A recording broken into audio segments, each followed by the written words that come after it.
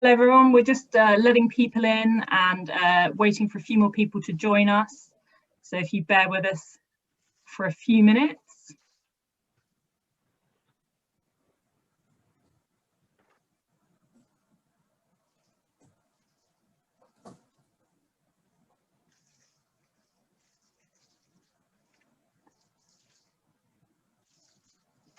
So we're expecting, well, we've got 127 people registered. Probably not all will be able to join whilst we're live, but we've only got about 40 people in the room at the moment, so we'll just let a few people join us before we kick off.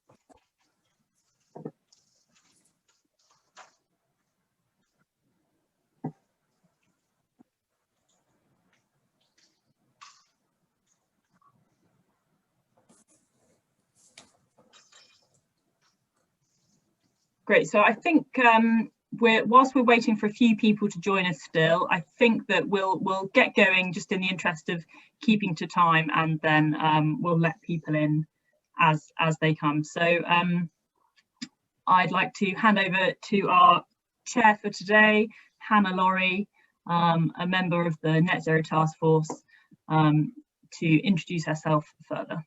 Thank you, Hannah. Thank you. Thank you very much, Emily.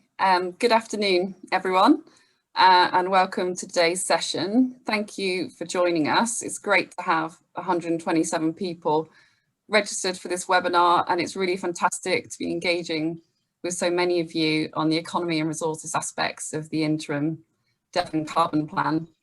So as Emily said, my name is Hannah Lawrie. I am Head of Sustainability at Ricardo Energy and Environment.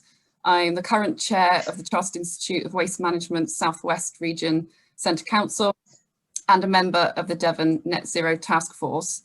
So I'm your chair for today's webinar, and I'm going to be joined by a panel of speakers who you'll hear from in a little bit, who work here in Devon in the economy and resources sectors. So just to introduce them, first up, we're being joined this lunchtime by Frances Northrop. Frances is an Associate Fellow at the New Economics Foundation with a specialism in local economies.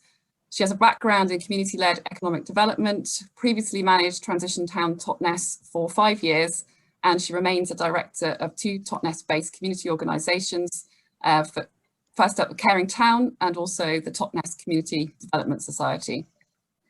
Also joining us today, we have Mirella Ferraz. So Mirella is a coordinator of the world's first mobile library of things, the ShareShed. So this is a project of the Network of Wellbeing, which operates in South Devon. And you can go to the ShareShed and people can borrow all sorts of useful things, ranging from tools, household appliances, bicycles, camping and gardening equipment, sewing machines, and much more than that. The project allows people to borrow items at low cost, so they don't have to buy them for themselves.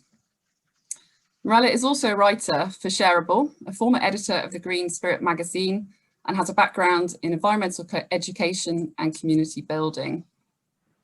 Later on in the session, we'll also be joined by Tim Jones, and he'll be joining us for the question and answer session. Tim is chairman of the Southwest Business Council. He's chair of the North Devon's UNESCO Biosphere Foundation, and Tim is also a member of the Net Zero Task Force. And then finally, you've heard from Emily already, the Devon Climate Emergency Project Manager, and we're also joined by Hannah Oliver, who's going to update us later on the next steps for the plan. And she's a communications lead for the Devon Climate Emergency. So let's just cover a couple of administrative things before we kick off. If you have any questions for the panel today, for the Q&A session later on, then please pop them into the chat function. And then just please feel really free to use the chat function to introduce yourselves and say hello. If you'd like to share information and useful links, and please do let us know your thoughts and comments and views on the economy and resources section of the plan. We will be sharing the chat and notes from today, and this will be available to you all after the event, and including those that haven't been able to join us today. So we're going to do a couple of quick polls just to keep you engaged. So please do take part in these, and Emily's going to launch those. We've got a couple of them throughout the session.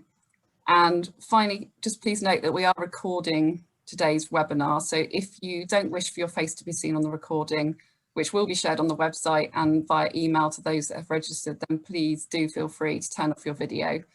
And may I ask that you all please remain on mute for the duration of the session today. So let's move on to today's agenda.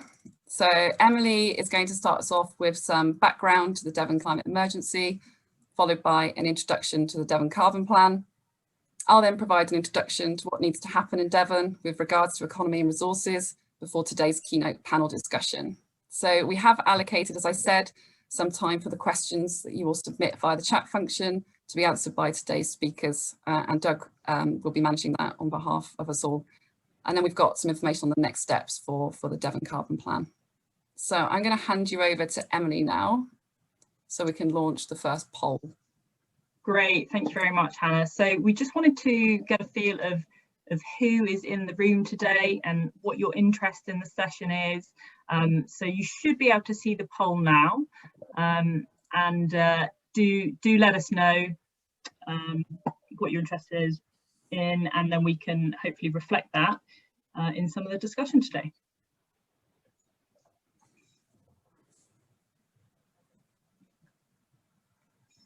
That's great. People seem to be taking part in the poll. Give you a few more minutes.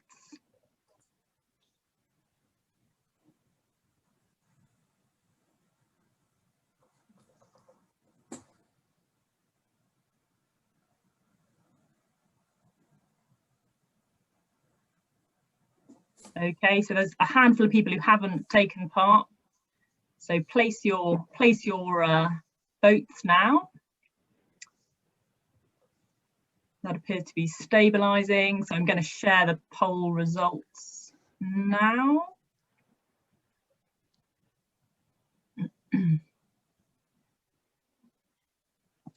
Great, so that's really interesting to see that we've got a lot of people who are here as interested individuals, but actually also a lot of people that are involved in a community organisation, and some representatives from the water industry and waste management sector, which is fantastic, as well as social enterprises, business owners, and quite a strong interest in the circular economy. So that's going to be something that we'll be able to comment on briefly later as well. So a great range of people in the room today. That's really interesting.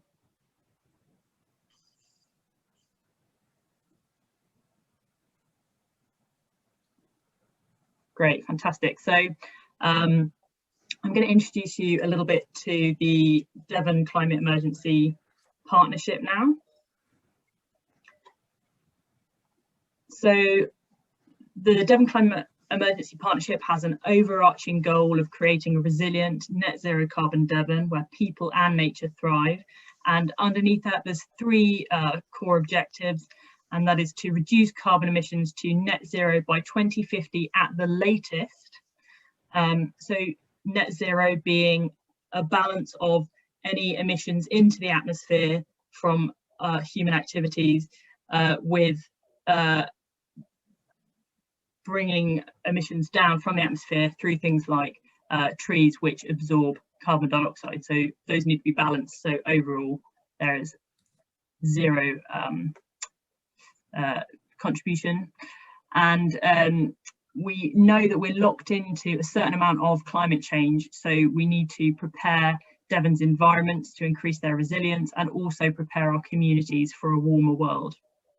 You can see on the right there the logos of the various organisations in the partnership. There's about 25 organisations, including local authorities and private organisations such as Western Power Distribution, environmental organisations, and some emergency response as well, such as the Ambulance Trust. So a really good range of organisations represented. The structure of the project is a response group which sets the strategic objectives for the partnership, and that's got CEO and director representation on it, and they're supported by a tactical group with officer level representation, and that's really a knowledge sharing and update forum. And one of the first things that they did was to draw up a Devon Climate Declaration, which outlines the commitments of the partnership in response to the climate emergency, and that can be viewed on our website. There's two primary work streams of the partnership: one, mitigation, so emissions reduction, and that's led by the Net Zero Task Force, which is a volunteer task force of 15 individuals with a wide range of expertise, and that's chaired by Patrick Devine-Wright, who is both a professor at Exeter University and one of the lead authors on the UN IPCC reports on climate change. Then there's an adaptation stream of work looking at the risks associated with climate change, and that's a regional group, the Climate Impacts Group, working with Devon, Cornwall and the Isles of Scilly, and that's chaired by Helen Dobby from the Environment Agency.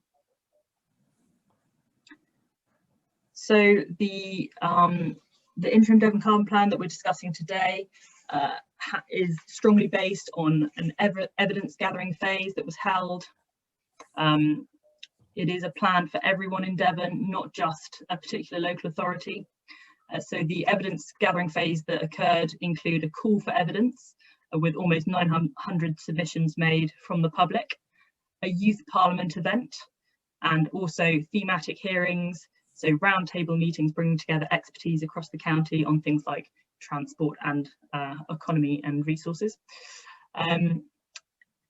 The plan focuses on strategic issues, and it does nest within national and also more detailed district and organisational plans, and it includes, it reflects the ideas and the evidence that have been gathered, and indicates things that are publicly acceptable, where actions have been stipulated as to what needs to happen, and also signposts more controversial issues that will be taken to a citizens' assembly later this year for further deliberation. The citizens' assembly is going to invite participants to take part, so that a demographically representative group of people can deliberate on the issues together, and this will provide additional recommendations as part of the final Devon Carbon Plan. So the plan describes what needs to be done to reach net zero, as I said, and a trajectory to meet net zero by 2050 at the latest, and looks at the costs and opportunities and co-benefits of doing so. However, the date of achieving net zero is a particular point of consultation. So please do take a look at the practical challenges of achieving net zero ahead of the national timetable. So for example, if we were to go for 2030 or 2040, and let us know what you think in light of those considerations. So the plan also makes clear that net zero can't be achieved within existing resources and policy. But we have indicated the funding status of each action. For instance, some actions could be pursued within existing resources, but most do need new resources. But there are significant opportunities that pursuing net zero presents, and many can be achieved, as I said, by redirecting existing resources such as public procurement. Devon is a very rural county, and that has both challenges and opportunities. And again, this is something that the plan flags up. For instance, some actions might be easier in towns and cities than in rural areas, and vice versa. But we've tried to indicate which actions are particularly relevant to where possible. So we think that actually, as a result of achieving net zero, Devon could be a fairer, healthier, more resilient and more prosperous society. Our health and well-being will be improved through reduced fuel poverty, more active lifestyles, healthier diets, and this could put less pressure on the NHS. Our prosperity could be improved through improved energy security, local economic productivity, new skills and jobs, and enhanced opportunities for work and study. And we can also reverse the decline of biodiversity loss and reduce flood risk, as well as improving our air and water quality and making green space more accessible. So there's lots to be gained in the process. So I'm going to hand back to Hannah now to introduce you to the specific section of the plan regarding economy and resources. Great. Thank you very much, Emily. So we've got about 70 people that have joined us now, which is fantastic. And thank you all so much for your introductions in the chat box and your questions. Quite a lot in there about donut economics, which is great to see. That sort of forms a key part of the economy and resources section of the plan. And I hope we can talk a little bit more about that in the Q&A session later on. So I'm going to take you now through the economy and resources section of the plan and try to explain and cover some of what it is that we need to do. There's a lot in there, but hopefully we can cover some of it in this presentation. What I also like to do then is set out some of the key outcomes and benefits that we aim to achieve for our communities as we transition towards net zero. So our overall aim is to transition Devon's economy to one that is more just, smart, circular, regenerative, and rich in natural capital. So what does that actually mean? Well, all products have embedded greenhouse gas emissions, and from the point of extracting the resources needed to make a product all the way through to disposing of it at the end of its useful life. So at each stage of a product's life cycle, greenhouse gases are emitted, such as the energy required to manufacture a product, the transport needed to take it to consumers, and then once it's reached the consumer, there are emissions associated with the product's use and then ultimately its disposal. So by moving towards an economy where wastage is, moving towards an economy where wastage is avoided, we can reduce greenhouse gases associated with every section of the carbon plan. So from energy, transport and buildings, for example. And then on top of that, then we've got those specifically related to waste. So 9% of greenhouse gas emissions produced in Devon are emitted by waste treatment and disposal activity, and that's solid waste and wastewater treatment. The greatest emission savings can be made by changing our consumption habits, and that is by what we choose to buy or what we choose not to buy. And it's really important to note that in addition to the greenhouse gas emissions produced within Devon's boundary, our buying habits also contribute to emissions overseas due to purchasing goods that are made abroad. As Emily said earlier, the Devon Climate Emergency partners have agreed to reduce Devon's consumption and production emissions to net zero by 2050 at the latest. And as Emily says, that is something that's up for consultation. So please do comment on that. So practically, what do we need to do to achieve net zero within the economy and resources sector? So first up, our use of resources must fall between the minimum needed to keep everyone healthy and to achieve greater social equality, but then not go beyond the limits that keep our planet healthy and habitable. So one of the ways we can achieve that is to move away from a linear use of resources, where we take the Earth's resources, we make a product and then we dispose of it, and we need to move towards a circular economy.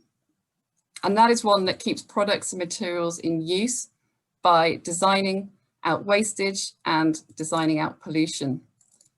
So as well as avoiding waste creation by buying less, we can also buy secondhand, we can repair our goods, and we can share rather than each individual owning the same items. And we can hear more about that from Mirella later on in the session. We can keep products and materials in use by designing products that we can easily and very efficiently take apart. And in that way, then the component materials can be recovered, and then we can reuse and recycle those component materials. If we can't avoid that waste, then we need to minimise the impact of that to the extent possible.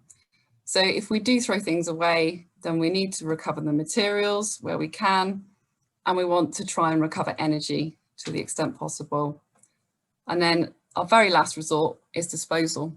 And by doing this and by moving these resources up the hierarchy towards waste avoidance, we can keep resources in circulation for longer, and we can reduce emissions associated with waste disposal. As I said earlier, there's two components here, solid waste and liquid waste, wastewater treatment. Wastewater treatment accounted for 0.5% of Devon's 2018 greenhouse gas emissions. And as the electricity grid decarbonises, the greatest savings here are going to be by reducing methane and nitrous oxide from the wastewater network. So for example, by reducing emissions from aeration tanks, from the pipe network, and from manholes. Go on to the next slide. So from an economy perspective then, it's also recognised that public procurement can play a key role in driving towards a circular economy. So we know that Devon's larger organisations such as the NHS, councils, the schools, they spend a significant amount of money each year, and we want to really use that purchasing power to realise wider social and environmental benefits, as well as realising long-term community wealth building opportunities that this could provide. So this means not just considering the immediate short-term cost of a contract, but also making decisions based on factors such as the whole life cycle cost of a contract and the wider social and environmental impacts. And then finally, we need to find new channels of finance, such as crowdsourced funding, supporting low carbon startups and green growth. So what we need to do is enable businesses and communities going forward to be able to finance the decarbonisation of their operations. So for example, they'll need to understand their carbon footprint, and then they'll need support, financial support, to implement the measures to reduce that carbon footprint, such as retrofitting buildings or moving to electric vehicle use, or whatever it is that's identified that that organisation needs to do. Alongside the economic transition, people are also going to need support to move away from high to low carbon industries. And therefore, we need to make sure that we've got plenty of people with the right skills, so that when we need to quickly roll out the technologies that we're going to need going forward for a low carbon transition, that we have the right people with the right skills to support that move. A look at some of the key outcomes. Well, firstly, a circular economy is a key outcome where we use our limited resources much more wisely going forward. As an example, we understand the tonnage and type of waste arising from our households well, and most of this is diverted from landfill in Devon, but there is still a significant amount of biodegradable waste arising from businesses that is sent to landfill. And that biodegradable waste decays, emitting methane, which is a powerful greenhouse gas. So this means that the carbon impact of this commercial waste is much greater than the impact of waste created by households. So if we can understand these commercial waste flows better, then we can work with businesses to reuse and recycle more and then divert waste from landfill. But to do this, we need a cultural change amongst organisations across Devon, so that we can really see waste as a resource and an opportunity, and not just as a cost and a burden. And another key outcome is that, as well as supporting the move to net zero, we can use the buying power of our councils, as I said earlier, our hospitals and our schools, to boost the local economy by shifting spending worth millions of pounds to local firms. Moving on to the next slide. So a net zero economy will need to be supported by the creation and use of green finance and investment products that are accessible to households and businesses, as I said. And not only will this be vital for individuals and organisations to fund the transition to net zero Devon, but it will also provide a financial injection and therefore benefit to the wider local economy. And finally, so you can see on the slide here, some markets will shrink whilst others will grow. So retraining will be required for existing jobs, for example, in new construction techniques to achieve net zero housing, or for new entrants into emerging sectors such as installing heat pumps for low carbon heating systems. And as you can see from the list here, this is going to result in some fantastic job opportunities for a re-skilled workforce within the county. On to the final slide for this session. So linked to the skills point then, a co-benefit of a transition towards net zero is the opportunity for research, development and innovation to drive more job creation in Devon. A really great recent example of this was the announcement of the National Circular Economy Hub, which will be led by Exeter University. And this hub is part of a £30 million UK research and innovation programme, which aims to move the UK towards a circular economy. And on top of this, there are also ambitious plans to create in the Southwest, the UK's first net zero carbon region. And it's estimated this could deliver an economic boost worth £45 billion and create 190,000 new jobs by 2035. So both of those are just really good examples of potential benefits of a net zero transition to Devon's economy. So I think that's it on that section. We've got another slide here on that section. So just in terms of some other co-benefits then that from achieving net zero are the savings that can be achieved through resource efficiency. So by saving money on waste, on energy, on water, then that investment then can be put into allowing businesses to grow. We can invest in staff and we can invest in technology, which in ourselves will retrain the people and then provide a technology going forward to allow our continued growth towards net zero. And then socially and ecologically responsible companies, the experience here will really help to reduce turnover. And we're finding ourselves as an organisation that people want to work for sustainable businesses. They want to work for organisations that they can buy into and that they feel have the same sort of values as they do. So that's a real key benefit as well for employers within the Devon region. Okay, so that's it from me, and I'm going to hand over now to Emily for our second poll. Great, thank you, Hannah. So much food for thought there, and I'm really looking forward to the keynote discussion after this to shed some more light on that.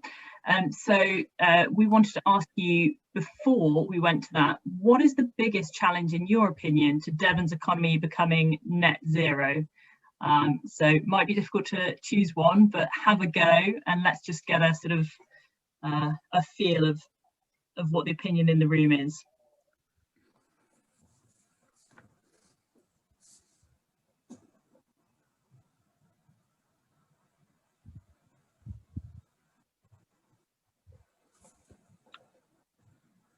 That's great. A few more of you to vote still.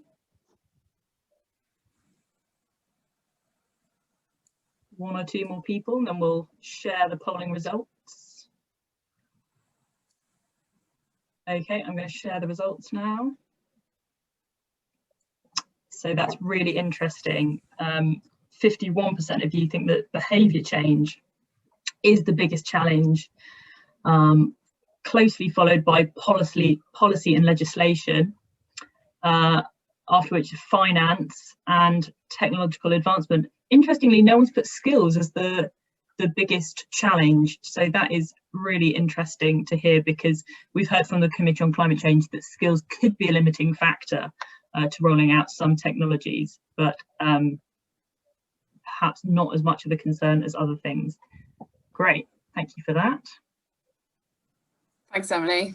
I think that very much reflects my experience in the waste management industry over the last 20 years, you know, trying to move people from just putting their waste in the residual bin to recycling over the last 20 years has been a real shift to that and a huge uplift in that.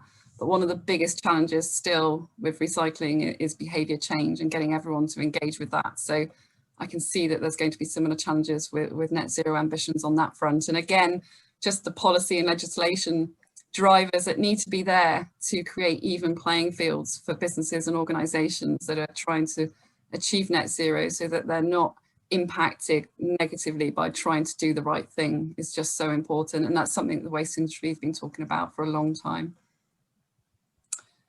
Okay, so let's bring in the panel members. So Mirella and Frances, if you haven't already, if you'd like to take yourselves off mute, and we'll kick off with the first question of the keynote discussion. So Mirella, the plan describes the need for us to avoid creating waste through consuming less, sharing and repairing. In your experience, how does an initiative like the ShareShed help individuals to reduce their contribution to climate change? And what other benefits do you feel that this has for communities? So just for those who are a bit late to the session might not know, the ShareShed's Library of Things in Devon. We were set up originally in Totnes, and we offer, and now we go to 4 towns. We have a van where we keep a lot of useful items that people can borrow at nominal price, at nominal cost. And what that means in terms of behavior change, you know, which came up here, it's such a key aspect of supporting these goals, because, you know, if people are just able to pause and realize, I just need that for a specific job, and then I can borrow it from my friends. They don't need even to come to us, you know, whilst we appreciate all the 1600s loans we've had throughout time. So imagine perhaps these are 1600 things that didn't get bought, you know, and instead they were shared. We are supporting people to save a lot of money, a lot of space, physical space to store things, and a lot of resource.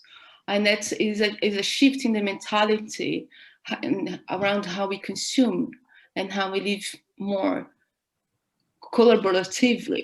Sorry, I have trouble pronouncing this word, but just with more cooperation, you know, and really engage social change ourselves, and being the change, doing things differently.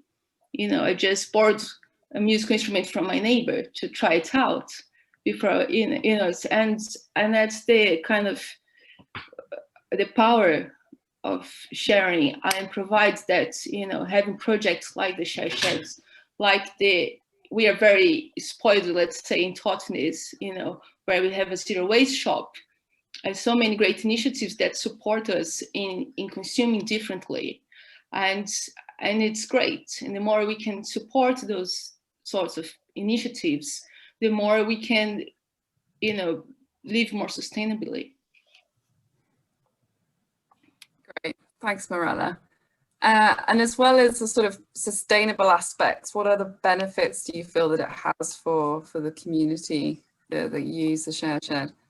It brings cohesion, you know, it facilitates that bridge perhaps between resources available. You know, we're coming from a place of abundance. There's a lot of stuff in our case, you know, physical items that are lying people's garages and arctics that are still in good working condition, but they're just there. And in the meantime, there are a lot of people that can't afford things to begin with, or haven't got a space to store. And just facilitating that connection is so empowering. You know, we have a wish list, for instance, on our website, and it's so lovely. And this happens over and over again. You know, someone the other day mentions they wanted a steam cleaner, and someone literally was there. It's like, oh, I've got one that I don't use. I can bring it to you. And that's really, you know, special and kind of, yeah, transformative, really. Because then if you're you're being part of the change, you're making a contribution yourself, you know, and that feels good. I certainly believe in that. Yeah. Yeah. Well, I think probably a lot of communities will feel inspired hearing about what you're doing. So what would your advice be for the first steps towards setting up a ShareShed or a library of things for communities? Talk with a lot of people who have done it. There's a lot, you know, in the UK alone, there are around 20 projects Library of Things in 2 libraries already established. So there's a lot of experience, you know, myself, my team, and we're always very happy to talk with people and support others to get things going. It requires a lot of self-enthusiasm and belief, especially at the beginning, because it's a lot of work. And, you know, and if you're able to gather, you know, a team rather than just being yourself and your enthusiasm, it's even better, because then you can share the loads and, you know, further the work. And it's what's really interesting is that there are many also different models depends on the communities. So, you know, a Library of Things in Crystal Palace in London, it's different from our mobile version, which is different from the one in Plymouth that was crowdfunded to get going. So they're very different ways to think. And it's worth, you know, just typing, picking, what's the version? Pick the brains of people. Yeah. Certainly, I'm available if people ever want to, you know, are really interested in setting up. Yeah, I'm available. Fantastic. Okay, let's move over to Frances. So I know, Frances, that when you were manager of Transition Town Totnes for 5 years, you produced an economic blueprint for the town, which identified a multi-million-pound opportunity to create new jobs, to grow new enterprises, and to help existing businesses to thrive, whilst also reducing carbon emissions. And it touched on many of the themes of the interim Devon carbon plan. Could you tell us a little bit more about the blueprint, if that's okay? Yeah, sure. The reason I thought it would be a good thing to talk about here is partly because now my work is more national. I realise it's still one of the most innovative things that's happened really at a more local level. And I see that Jay is on the call, Jay Tomp, so he worked with me and another colleague on the plan, so he'll be able to talk more about it and the Reconomy project that kind of sprang out from that piece of work. But basically what happened was we pulled together a group of people who were interested and had sort of, you know, a responsibility for the economy in the town. So it was the town council, the district council, Dartington Hall Trust were there, Schumacher College, and South Devon College, and the development trusts that existed then in the town. And we said, you know, what is wrong with the economy of the town? How could it be better? And everybody was really worried about the fact it's mostly seasonal work. You know, the bigger employers had disappeared, and that it was kind of becoming a dormitory town for other cities, including London, because of the train station and things. So how could we reinvest in a kind of effectively what the Green New Deal is? And obviously we're talking about that a lot now. So it was 4 particular sectors. So we looked at obviously renewable energy and retrofitting, because those are the things around skills and the immediate things people think about around green sort of renewal. But we also focused on food quite significantly, because obviously the Southwest is really kind of rich with that kind of those kind of enterprises and businesses, but also health and care, because those things are also incredibly important to a resilient kind of low carbon sort of place. And so, yeah, out of that, we identified all the opportunities for all kinds of different jobs that, you know, like the list that you've just shown, Hannah, and then obviously sort of around care work and food growing and processing and distribution and retail and all that kind of stuff. And so it really sort of showed that if there's a real kind of determination to make something happen in a place, then that is entirely possible to happen. But it does take, you know, it takes the energy and the focus of all the institutional anchors of that county to make sure that that happens. Great, thank you. Just linking on then to your point there about the anchor institutions, how do you feel that those anchor institutions such as the NHS and the councils can use their procurement and capital assets to support and accelerate the transition to net zero? I think you referred to the Cleveland model as well in your slides, and that was really interesting. It was the hospitals, it's the universities and the local institutions, and what they've done is they've put in a sort of framework of support. So whilst local authorities and other anchor institutions can think about their procurement and using that more wisely, and also they can think about their own capital assets and how they might retrofit those or put renewable energy solutions into them, and be like exemplars for that kind of thing, or around sustainable building.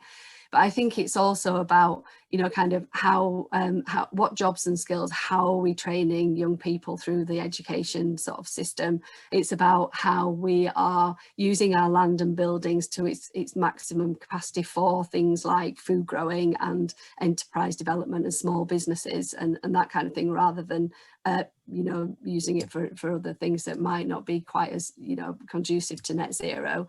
And then I think it's also about the institutions. I know Tony Greenham, I've just seen, is in the audience as well. Like those financial institutions that we set up to invest in those that infrastructure needs to be using as much of the sort of finance that we hold locally to really invest in them. So institutional investment through pension funds and other sources. Great, thanks, Frances.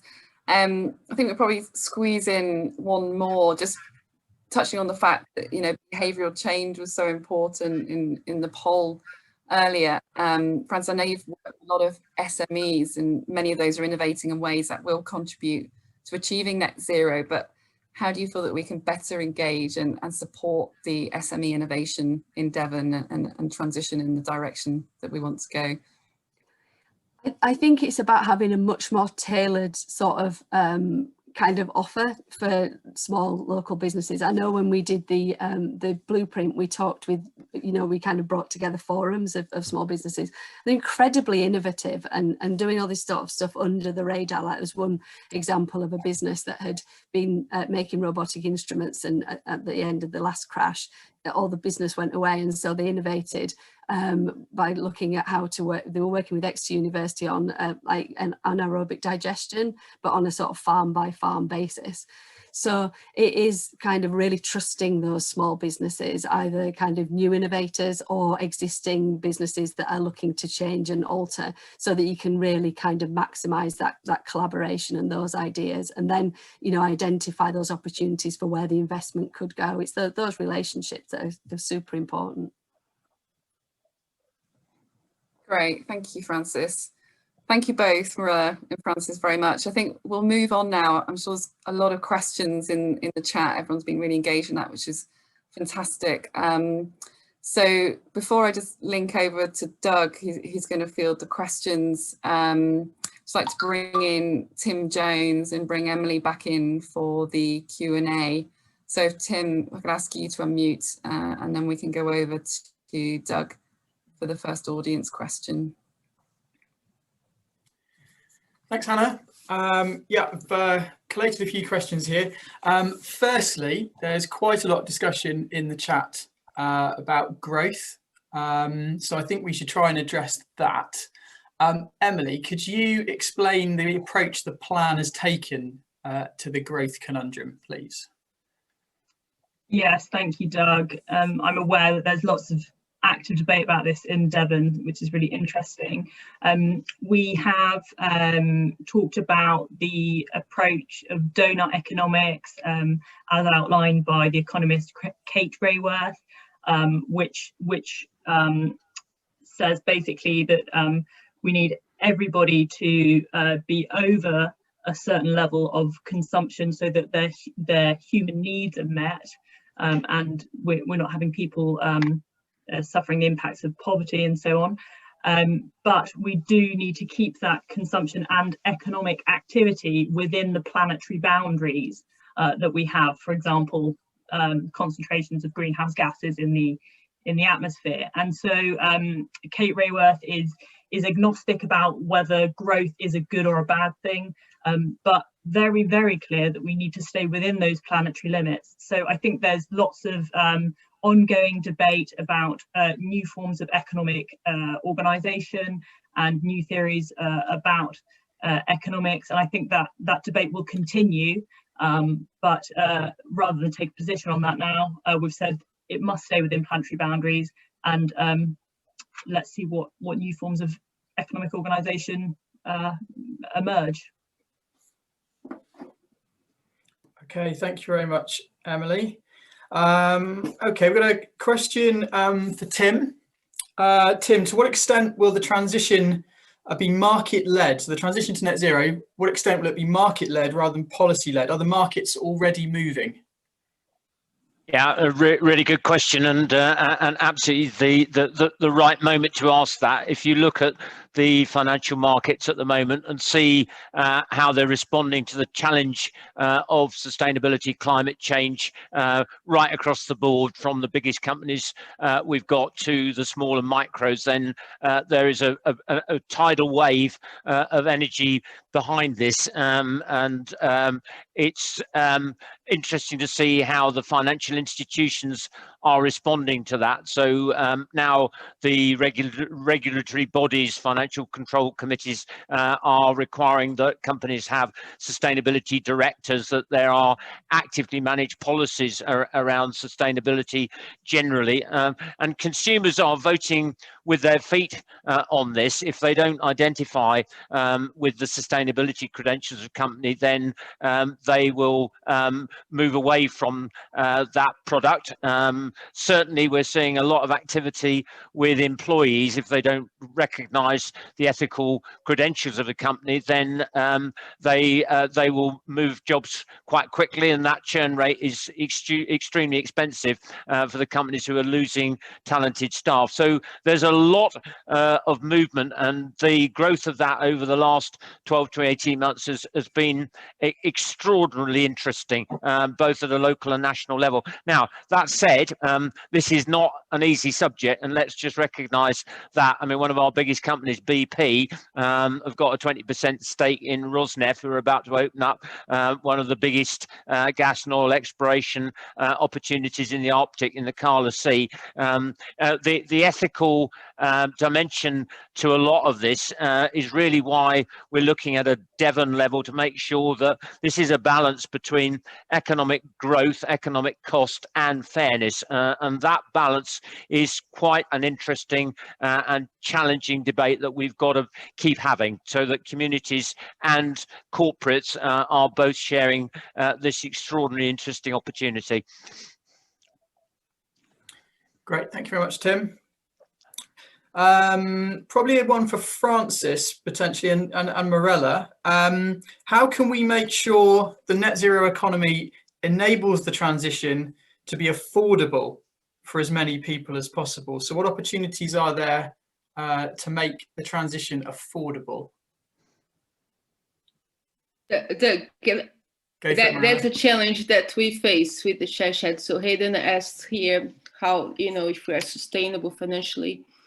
And we aren't yet. 3 years in, we still very much rely on grants, and our parent organization, the Network of Wellbeing, which is a national charity. So it's definitely a challenge, and at the same time, there is, for instance, the ShareShed, to use it, we asked for a donation between £5 to £50 to become a member for a year. And that's our way to make things as very affordable, as well as the costs to borrow things are very inclusive. So it's a balance between the mentality and the setup of the business. We're definitely heading the direction of being sustainable, and therefore keeping the service going and hopefully expanding it to more people. And it's certainly not something that will happen overnight. That requires, a systemic change on how things are done and how resources, especially financially, get distributed. Thank you, Mirella. Frances, did you have any thoughts on that one? Yeah, we do quite a lot of work at the New Economics Foundation on just transition. We're not the only people. It's a, you know, it's a phenomena. But obviously we're talking to people in industries that are kind of high carbon emitters about how people can be retrained. Platform are doing some really interesting work as well with like gas engineers at the moment, British gas engineers, that's worth looking at if you don't know about it. But I think it's a combination of working with people who are in existing industries to try and find their way into new kind of greener kind of work. And it's also about reducing people's living costs. The more that we can make sure that homes are safe and warm and people aren't spending huge amounts on energy whilst also cutting their carbon emissions around food, the kind of foundational economy kind of aspects of life, I think that's also really critically important. Can I just add to that as well? We talked about barriers to achieving these targets, and we've skirted around the issue of skills. One of the biggest problems we've got, there's a government initiative to improve the insulation value of our existing housing stock. What's holding that programme back is a lack of skilled workers right across the board. We are pretty much unable to resource that incredibly valuable and important project because we don't have the skills within the county. So this issue about behavioural change needs to start right at square one, redefining the curriculum at primary school level, in my view, is an absolute essential part of achieving not only the skills we require over the next 20 to 30 years, but behavioural change. Okay, thank you very much, Tim. Okay, we've got a further question on a bit of a sort of macro level economic health perspective. In light of the Dasgupta review that reported today that the UK Treasury commissioned, should we stop using GDP as a measure of economic well-being and replace it with other metrics that look at resource capacity and our own well-being? Who'd like to comment on that one? Sorry. Well, I would just flag up the work of the around donut economics in Devon. So there is a group called the Devon Donut, and they are and they've launched a website, and they're kind of asking these questions and saying, you know, what should we be measuring across a donut of measures, so many different ones that we can look at in the round to get an overview. And I think this is a very live question because quite a few people feel that GDP doesn't capture everything that we want to know about our society. And so I think that it is an ongoing question, but we probably need to look at several metrics together, I'd say. Yeah, I mean, if I can dive in there, the answer is absolutely yes. I mean, this has been a long time coming, this very obvious conclusion. GDP just doesn't cut it in terms of a lot of these agenda items. What we need to do is minimise the performance gap. If we can start to measure that issue, then we can make the small steps that we need to create these improvements. And if you look at that, the balance of the combination, for example, of embodied energy and operational carbon energy is a really difficult trick to get right. And unless you can measure that performance gap by using a different set of criteria, which GDP doesn't cut. So I completely agree with that conclusion, and it's something that I hope we will start developing at a local level. Okay, thank you very much, Tim. Emily, might you be able to describe where the Devon institutions are in determining whether they can use the donut model to assess their own projects? Perhaps just describe what you know is going on in those discussions. Yes, I think that there's quite a few institutions in Devon who are really inspired by a lot of the community conversations going on, such as, I think it was Regenerate Devon was one of the conferences earlier this year, and quite a few institutions are using that as an opportunity to reflect on their own impact assessment processes and how to, as I said, take a suite of metrics to look at the impact of things in the whole, and to reflect the desire for GDP not to be the only metric that's considered. So I think we'll hear more publicly about that. But there's some really good communication and involvement by those institutions in various working groups that some of you on the call are in. Okay, thank you very much. That brings me to the end of the questions I formulated from the chat. So back to you, Hannah. Great. Thank you very much, Doug, for that. So before wrapping up today's session, then I'd just like to bring in Hannah Oliver, who's going to tell you about the next steps of the consultation process. Over to you, Hannah. Yes, the next steps are to read the plan. You can read as much or as little as you like. There are good summary pages which give an overview of the plan, or you can really get into the detail with the longer chapters.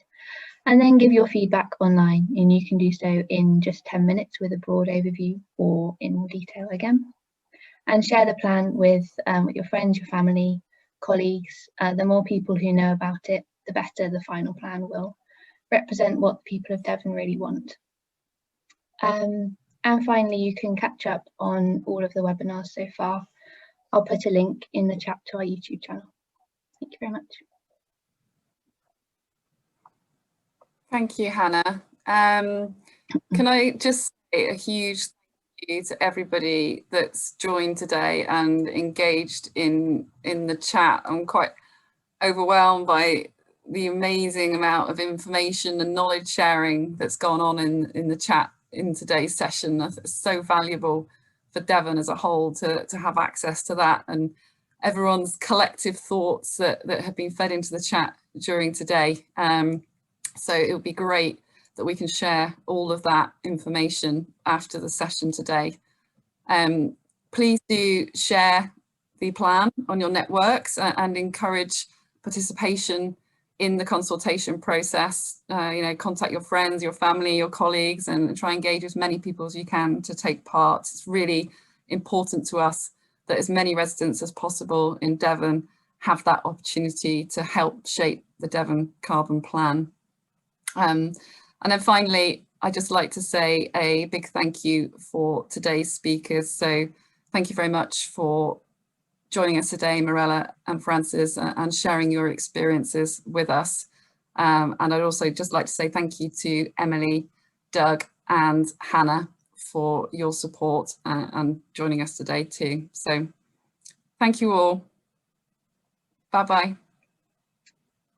Thank you, everyone. Take care.